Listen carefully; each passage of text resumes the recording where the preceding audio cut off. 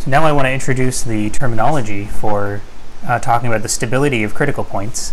And we already had this kind of terminology when we were doing phase line analysis back in Chapter 1. But now we're going to have a slightly more involved terminology, just one more bit of terminology, and a slightly more involved interpretation of all of these terms, since we're now looking at 2 dimensions rather than 1 dimension. So we've got asymptotically stable critical points, stable critical points, some of which are asymptotically stable and some of which are not asymptotically stable, and unstable critical points. So this adjective sort of has asymptotically on it, right? So you can think of asymptotically stable as like very stable. So if you're stable, you might not be asymptotically stable, but if you're asymptotically stable, then you're at least stable. So for asymptotically stable, think very stable. Asymptotically is like very. And then I have these other ways of thinking about things. Stable, you can think is like saying at least nearby solutions are not running away. And unstable is like, well, nearby solutions can actually sometimes run away. So let me draw some pictures. So let's say this blue thing here is your critical point. And then maybe in green, I'll draw solution trajectories.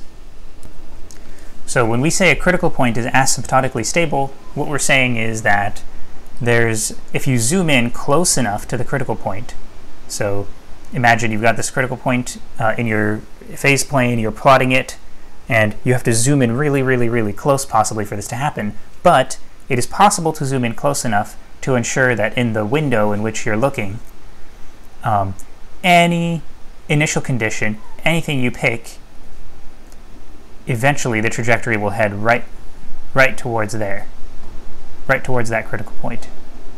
No exceptions. That's asymptotically stable. That if you zoom in close enough, then in that window that you've zoomed in on, there are no exceptions. Everybody heads towards that critical point. The examples that we looked at in Mathematica were actually like totally the opposite, right? Everybody was shooting off away from critical points rather than going towards. So everybody going towards, that's asymptotically stable, very stable. So then what's stable? How can you be stable and not be very stable? What does that mean? So let's say this is your critical point. Well, one thing you can have is solutions kind of orbiting around. So this is just an example, but I want you to see this would definitely not be asymptotically stable because it's not the case. Suppose no matter how closely you zoom in, you just keep seeing closer and closer orbits like that. So if I were to blow this up and zoom way in, I would just see even closer and closer, tighter orbits. Then it's definitely not the case that solutions all head towards this, right? No, they actually oscillate around it forever. So I wouldn't call this asymptotically stable. It's not the case that all solutions tend towards the blue dot, the critical point. But at least they're not running away, right? They don't just go off somewhere else. They at least stay nearby. They just don't go towards the blue dot. They just stay close. They don't stray too far. And they don't get closer and closer all the time. So that's an example. And if you want like a more technical characterization, then here it is at least verbally. And if you want to see it written down, then you can see it in the book. Verbally, I would say no matter how closely you zoom in, so no matter how close this window in which you've zoomed is, centered on your critical point, no matter how close that is, there exists some other window, possibly smaller, with the property that all the solutions that start anywhere in this smaller window stay in the larger window that you fixed beforehand. So they might go off and do other stuff and not go towards the blue dot, but they definitely don't leave this larger bounding box. So for example, the orbiting case was an example of that. So I don't know what I can even make these do. I'm not allowed to make them crash. Well, I guess I kind of am. Okay, you get the idea. So they're not running away, they're not leaving this bigger bounding box. But they're also not necessarily going towards. Maybe some of them are, maybe some of them do actually do that. But then I wouldn't say it's asymptotically stable, right? Asymptotically stable requires that it's possible to zoom in close enough to make everybody go towards there. I mean, I would call this situation stable also. So remember, this is like very stable. So you would also call it stable. And then unstable means that basically unstable just means not stable. So whatever this complicated condition I said here, if that's false, then you're talking about an unstable situation. So unstable is pretty much what it sounds like. And a good way to think about it is nearby solutions actually can run away. So that means it's possible to make this larger window. If you pick a larger window from these two kind of windows of zooming in, if you pick this larger window in a certain way, then it's possible to arrange it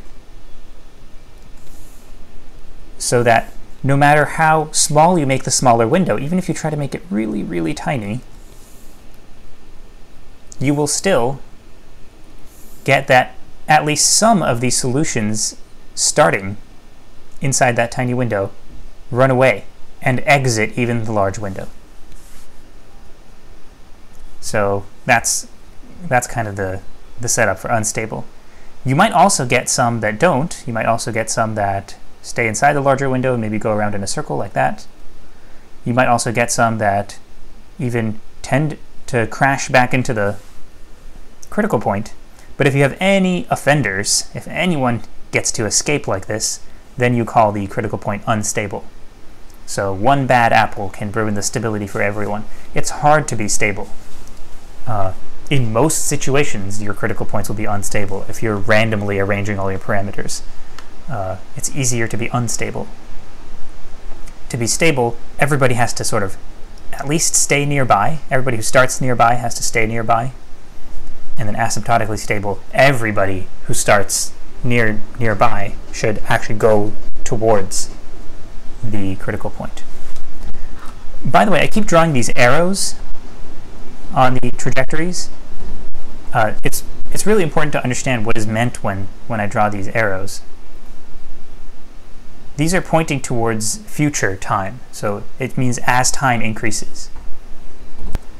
So like back here, I was plotting a bunch of dots, right? If you just look at the dots, then you can't tell which way is forward, right? This is just a bunch of dots. But when you look at the animation, there's a direction to it, right? If I play this forward, then you see which way the trajectory actually moves. That's forward time. If I play it backwards, it goes against the arrow. So the arrow is telling you which way is forward time.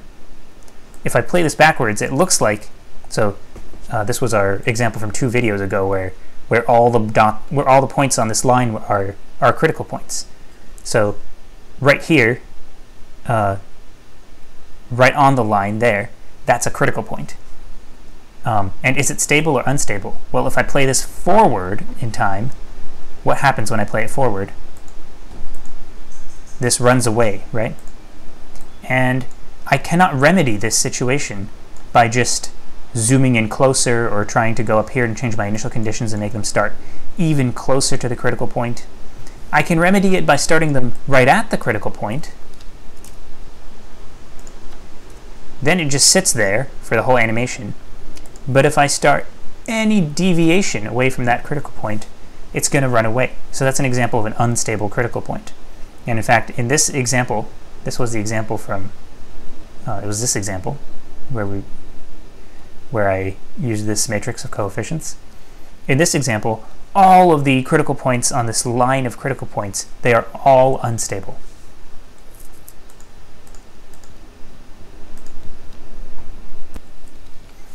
All right, so it's not too important to remember like technical definitions, and in fact, I didn't even state them very precisely. I mainly just drew pictures, right?